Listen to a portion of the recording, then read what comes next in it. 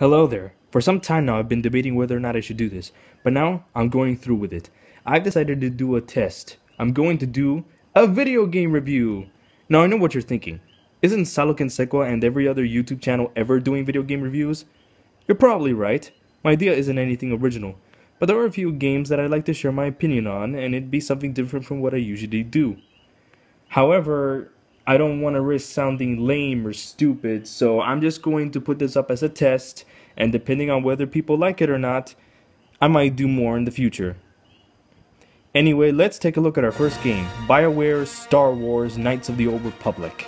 In the year 2000, Bioware was approached by Lucasarts to create a Star Wars game. They had the choice to make a game based around Attack of the Clones, or one set 4,000 years before the prequels. They decided to do the latter because it would allow them to have more creative freedom, though I think part of the reason may have to do with trying to distance themselves as much as possible from the prequels. With very little executive meddling, they finally released the game in 2003. Anyway, what's the story?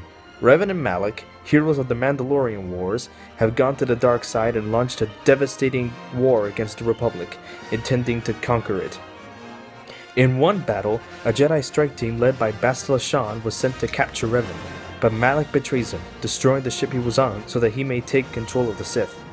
After that event, Bastila's ship, the Endar Spire, was attacked by Sith forces, where your main character with a name and gender of your choosing wakes up to the sound of the attack.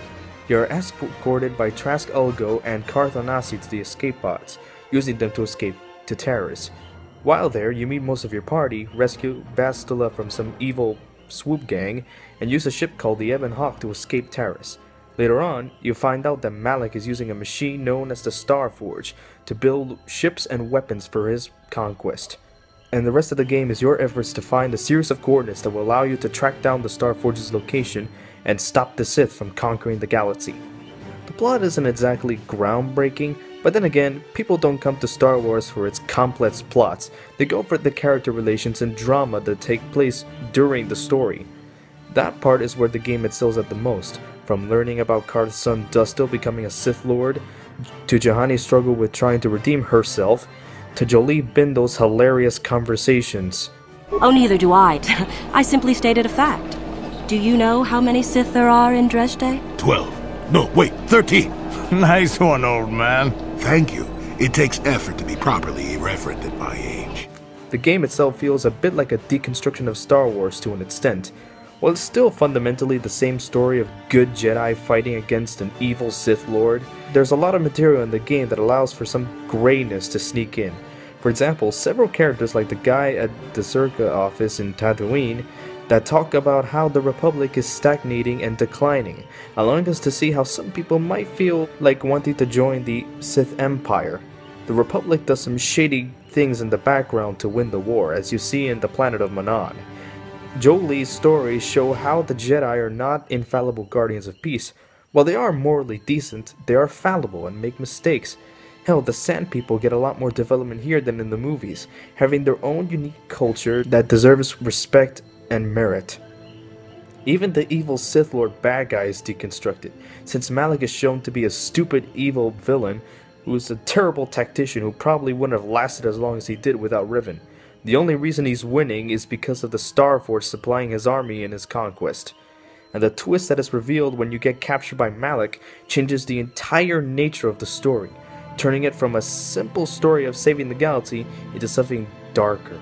While the conflict is still black and white, there are shades of gray in the narrative. A lot of people credit the second game for its deconstruction of Star Wars, but we wouldn't have that game if this one didn't start the demolition. Now for the presentation. The graphics were great for the time, but haven't held up too well. The environments and character models look solid for the most part. The main characters all have unique and interesting designs, while many background characters to recycle the same faces, clothes, and other features. The environments are pretty nice, but also feel restricted in a way. The areas are not that expansive, and doesn't feel as big as it should. The voice acting, as per usual by Bioware standards, is excellent. They got a lot of truly amazing talent like Jennifer Hale as Bastila Shan and Raphael Ferrer as Darth Malak, which help elevate the game into a masterpiece. The odd voice actor that stands out is Kevin Michael Richardson as Jolee Bindle. I mean, he's great at the role, don't get me wrong, but his voice feels out of place here.